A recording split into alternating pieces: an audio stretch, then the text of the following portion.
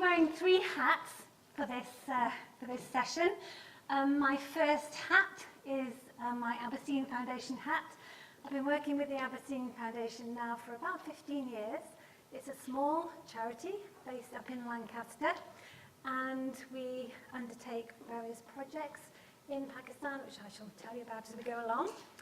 My second hat is as a professor of nutrition at the University of Central Lancashire. And I'll be telling you a little bit about our research on micronutrients, focused in Pakistan again. And my third hat is my GCRF hat. As has already been mentioned, I'm one of the two food systems portfolio leads for the GCRF, so I know that's going to be a focus of discussions this afternoon around the funding opportunities from GCRF, so I'll just say a few words about that at the very end.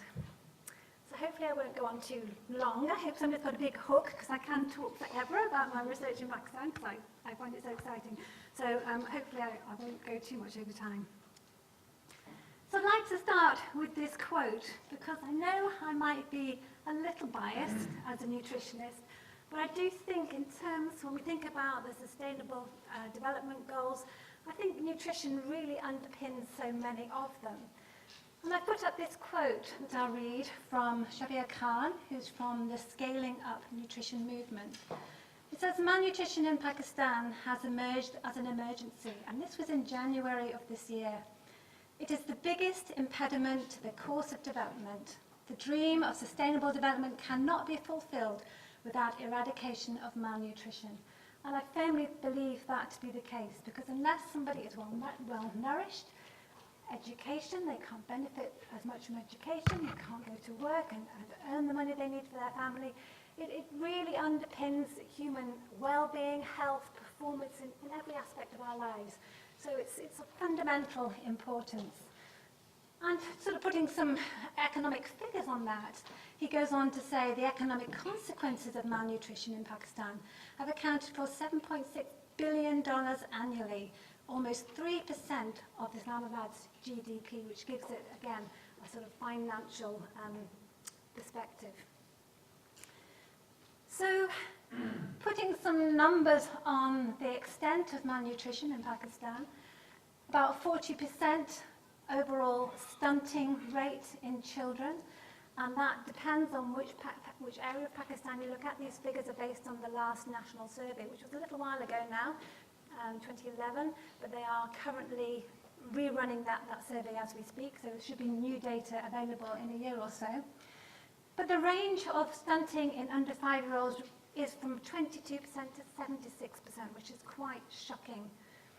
And this heat map shows the areas where stunting, underweight, wasting, and a combination of stunting and wasting are most prevalent in the different parts of Pakistan, with the darker colour meaning a higher percentage of children with those conditions. And we can see that, stunting is pretty much across the western side of the country, underweight, the south and the west, wasting down in the south with pockets up in the north as well, and a combination of stunting and wasting sort of in the central region of the country. So, major problems across Pakistan. When we talk about stunting, one of the main causes of stunting or poor growth in children are micronutrient deficiencies. When we think about malnutrition, we tend to think superficially that it's about energy, they're not getting enough calories, but it's not just about the calories, it's about the quality of the diet. So what tends to happen in situations where people live in poverty is they tend to eat more of the staples, which are high in calories but low in micronutrients. So you can end up with a child who is the right weight perhaps for their age, but they are micronutrient deficient. They're not consuming enough of those vitamins and those minerals. And we're talking about iron, zinc, selenium, iodine, vitamin A. And we call this hidden hunger because they don't look malnourished. They might not exhibit the typical, they present as if they're malnourished, but they will be suffering from micronutrient deficiencies, which is much more difficult to diagnose.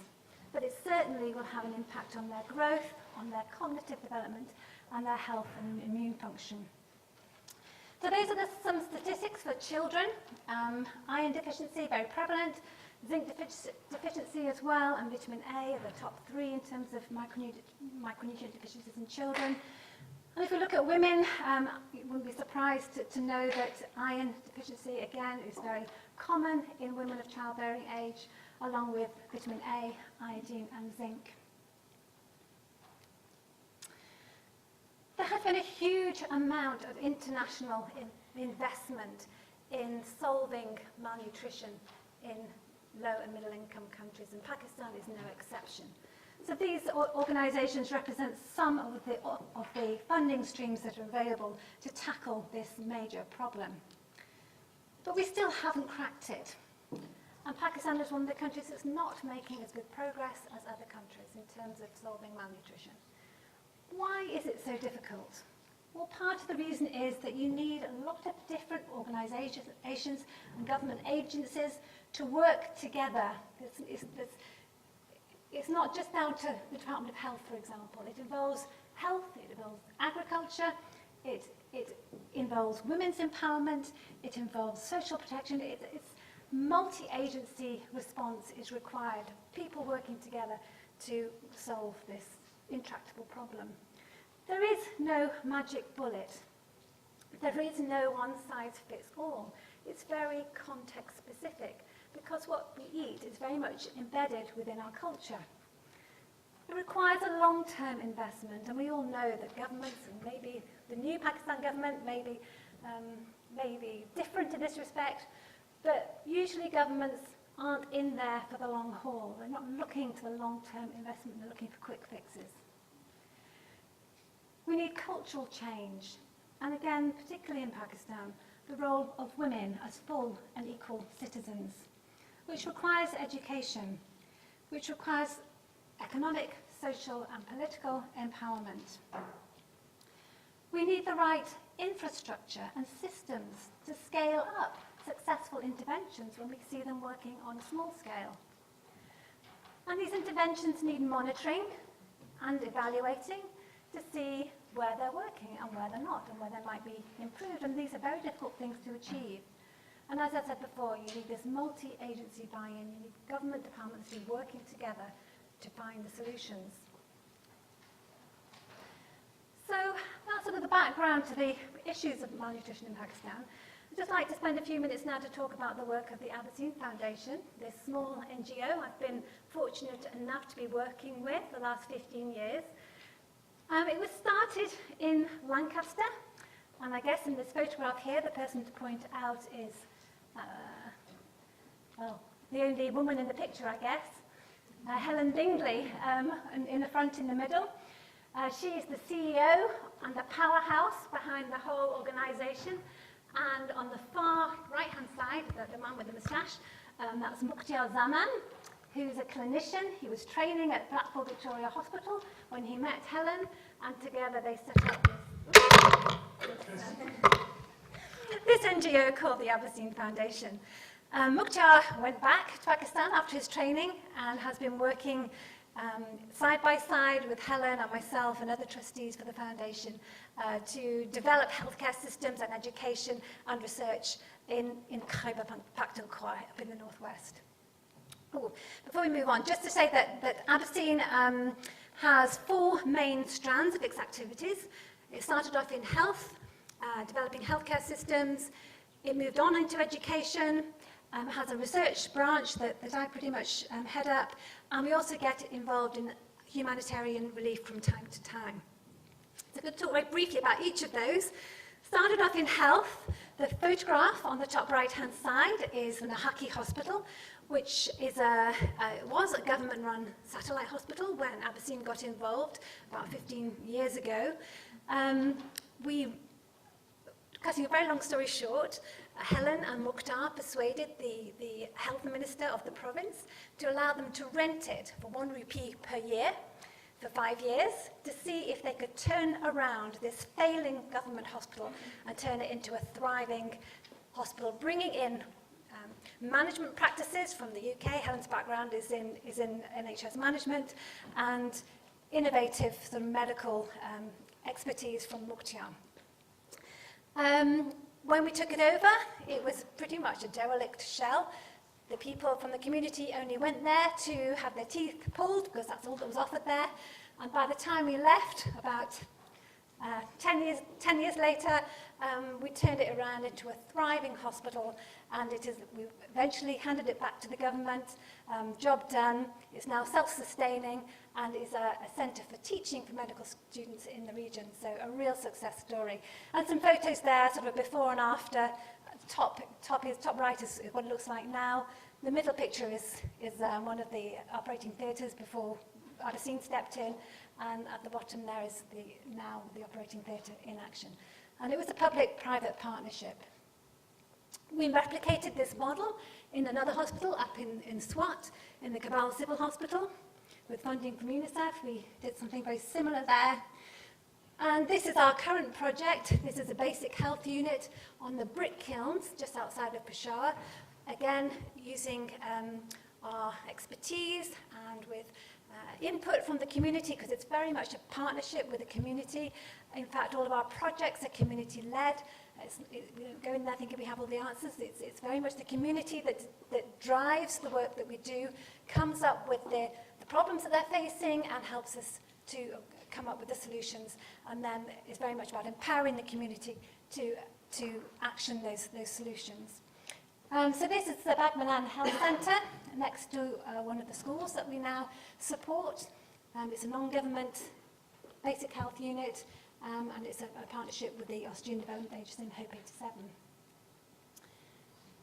I mentioned a couple of schools. UPSIGN Foundation understands that in order to improve the health of a community, you also need to educate the children and particularly educate the girls. And this is quite a controversial topic in this very conservative Muslim part of Pakistan. But to our surprise and amazement, the families living and working on the brick kilns were absolutely passionate about having their daughters educated. There are lots of schools in the area, government schools, but they're mainly for boys. And so, again, with the support of the community, we set up a school there with a focus on girls, not only for girls, but with a focus on girls' education. And we also got some money from USAID to build a new school close by in the Fatah district, again, with a focus on education for girls. You can see from the numbers there that we do have slightly more girls than boys attending our schools. And those girls wouldn't otherwise have had an education. They're just not prioritised in this very poor community. So I've just got some pictures now to sort of set the scene of where this school is located on the brick kilns. Families live and work here. Children are involved in making the bricks from very early in their lives. They go to work in the morning, making bricks from the clay, drying them in the sun, placing them in the kilns. After a morning's work, they will then go to school, spend the day at school, finish in the early afternoon, and go back to brick making in the evening. And those kilns work 24 hours a day, 7 days a week. As you can imagine, the air is very polluted, a very acrid atmosphere from the constant burning of mainly rubber tyres to keep the kilns going. Humanitarian Relief is one of the other pieces of work that UPSIGN gets involved with. We're only a very small NGO, but when there are disasters in the area, then we do step in and help where we can. We don't have a large amount of money, and there are bigger NGOs that can do this much better than we can, but we do try and help in small ways when natural disasters hit this part of the world, which they do seem to do quite frequently. As we heard this morning, a mention of the earthquakes back in 2005. We helped to rebuild a community after those earthquakes hit.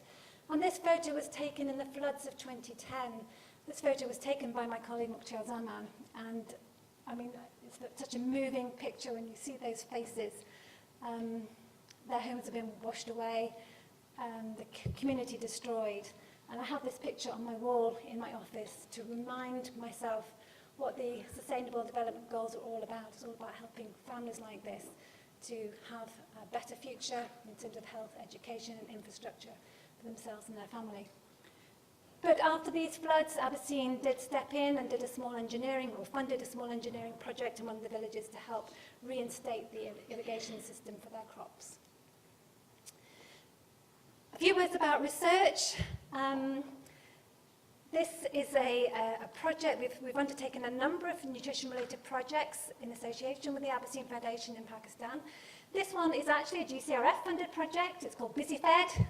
It's about examining the potential benefit of a biofortified strain of wheat that is naturally enriched in zinc to see if it can help to alleviate some of the problems of zinc deficiency in this part of Pakistan.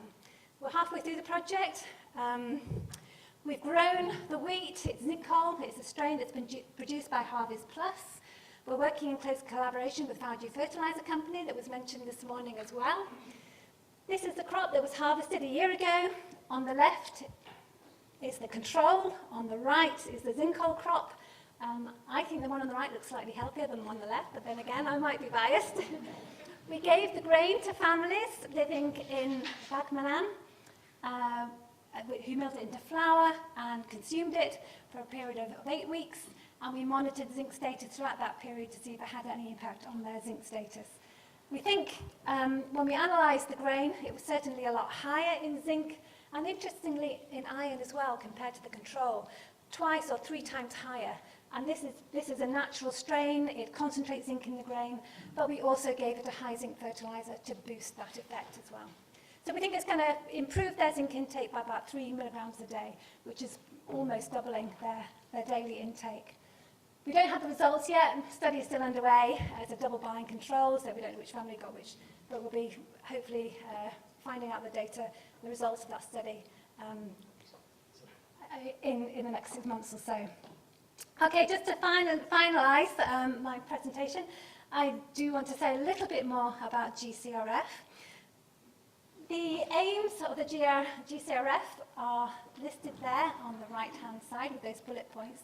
But I think the words in green really sum up the key message of the Global Challenges Research Fund.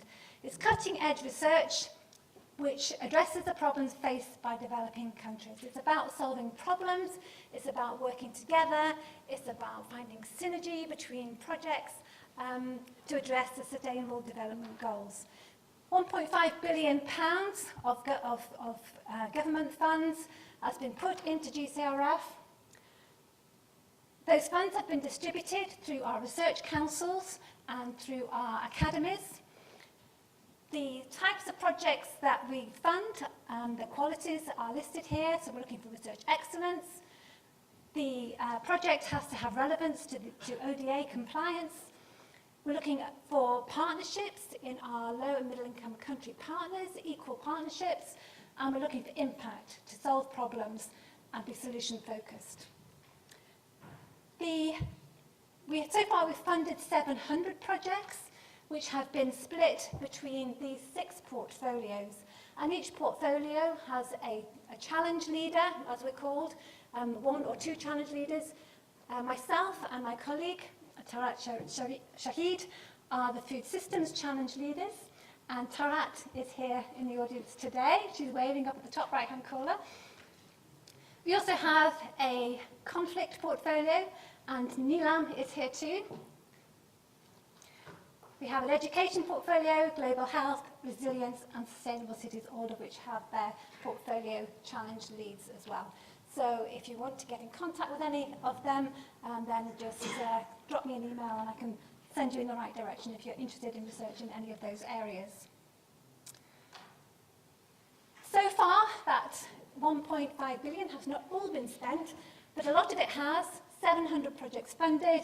This map shows where that money has gone in terms of the primary partner countries, and I've put a big red arrow there to show that 18 projects have a focus in Pakistan. I think that's all I have time for. Lots more to say, so catch me afterwards if you want to know more, but happy to take any questions.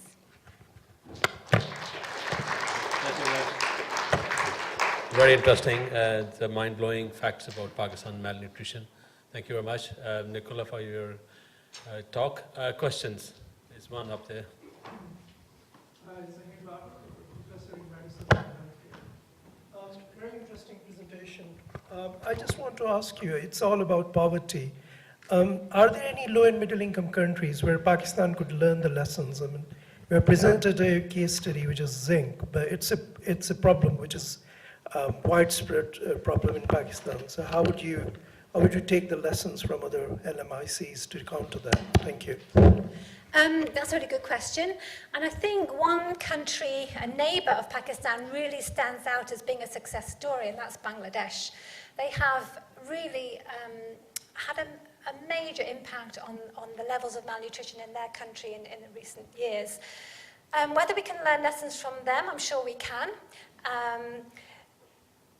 The problem with malnutrition is that it is culturally, it is context specific.